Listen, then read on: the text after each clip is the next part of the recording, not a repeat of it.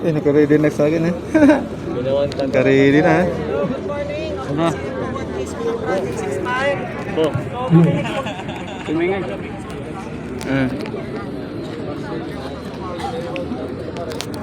Ay, na.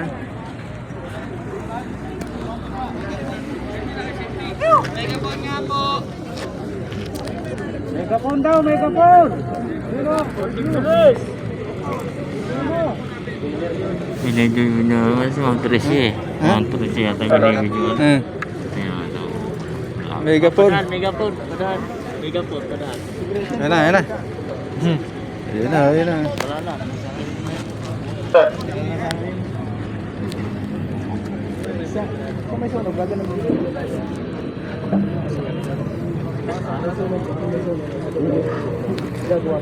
Hello, magandang umaga po sa inyo. Ako nga po pala si FO1 Brian Tismo ng Project 6 Fire.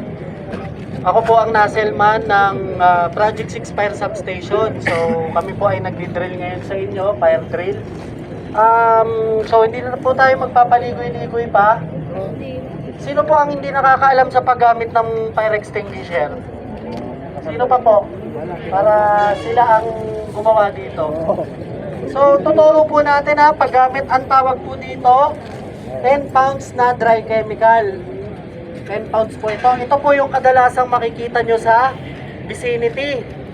Saka kung saan mga lugar na madaling makakuha siya. So madali lang naman po ang ano nito, ang paggamit.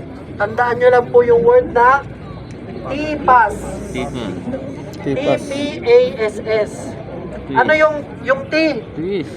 Lagi namin pinapaliwanag yung T. Titwist nyo siya. I-twist nyo po dito para maputol po yung tag. Twist. Tapos ano naman po yung susunod? Ay, sir. Pwede bang ano, sir? Para kayo yung gumawa, sir. Titwist lang, sir. Twist lang, sir. So, palakpakan. Kinetic. Ayay! Kinetic Philippines. Sir, yung T sa T-Pass, twist. Titwist mo yung pin.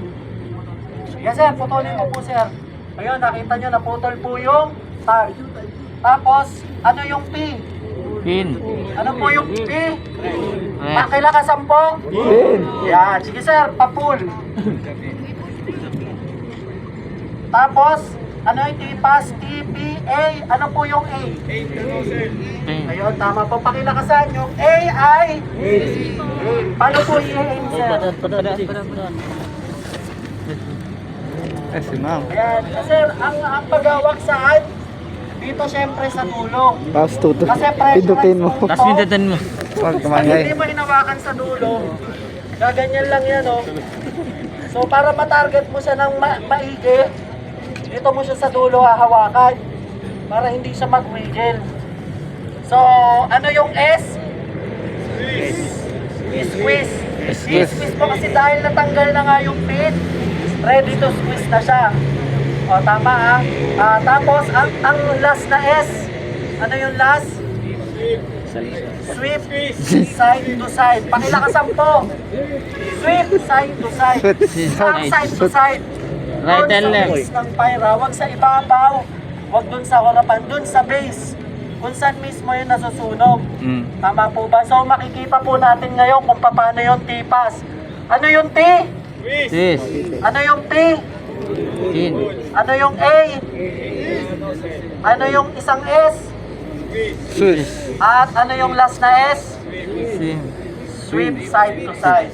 So, ayun, salamat po. Mamimili po tayo ngayon ng gagawa dahil lagi na natin itong dinidrill. Sino pa hindi nakatry? Gusto mag-try? Babae. Babae. Si ma'am.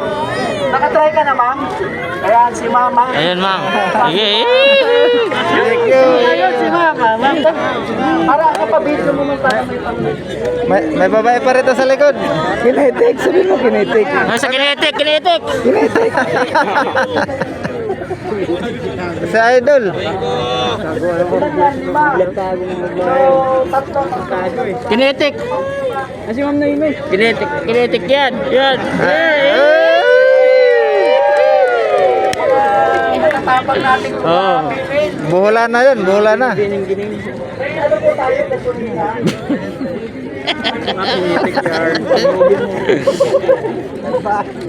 Uy, ikaw daw yung susunugin. Ikaw daw. Huwag malikot eh. Masira yung video natin. Hawakan mo. Yan. Mga wait lang ang tinitingnan ni Basbus eh. Dapat doon ka sa harapan eh. Dapat may gas yan. Hindi meron na yan. Okay lang yan, ma'am. Ito lang yung pangsa. Ano, putulin mo muna yung video mo. Wag. Dire-diretso na.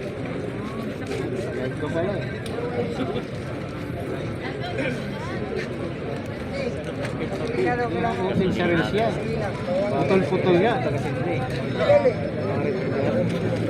Layo ni Ma'am ano, Kailin no.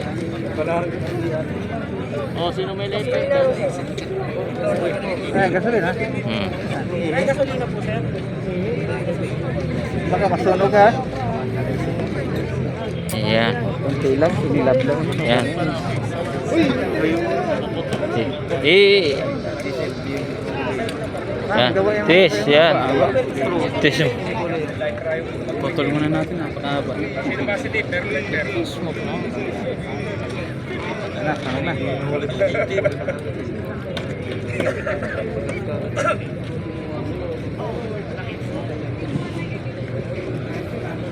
Ikaw Ma'am Kailin.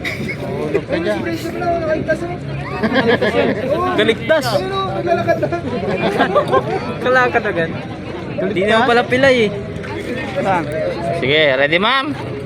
Sir, kung may ano, kung may makukuha ang gasolina. Yung sa motor muna oh. Oh, doon sa motor ko.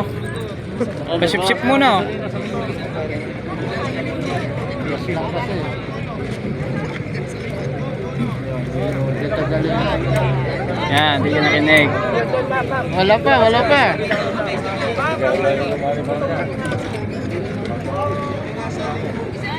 Nanganginig si Ma'am. Hop, hop, hop, hop. Antras, Antras.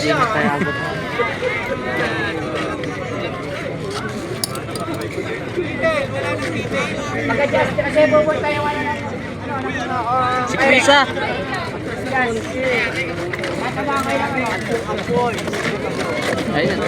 Ah, natakpan na. Wala na. Wala, natakpan na. Eh! Eh! Upo! Upo! Upo! Upo! Upo! Yan! Upo! Upo! Upo! Upo! Upo!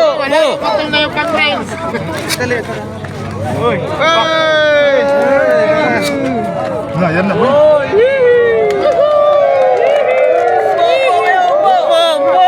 Opo, sunog na.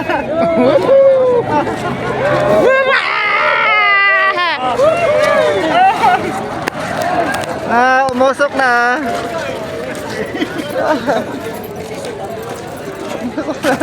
Eh, parang buhangin. Asar to, dera. Dera, dera.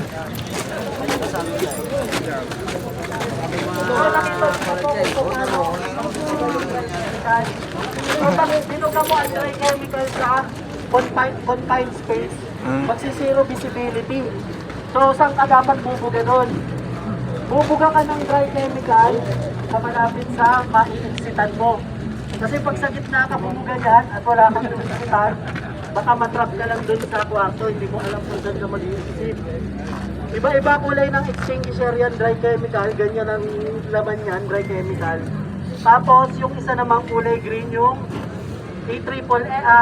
HCFC. Yung HCFC naman masakit naman sa katayon pero hindi ganyan siya, hindi siya messy. Para siyang acetone base yung natutuyo lang. Yung uling niya yung nasusunog. So, palakpakan po natin yung mga magigising natin ngayon ha. So, sana po may natutunan kayo dahil wala po tayo na tawag nito, gasolina na matagal pong magsigap dyan dahil may dry can ha. So, okay na po yun sir, marami pong natutunan ngayong umaga. So, palakpakan po natin ang sarili natin. Pag-share rin po natin sa iba'y natutunan natin ha. Sa pamilya nyo at sa mga kaibigan. Maraming salamat po mga ma'am sir. Okay, ito na. Ano?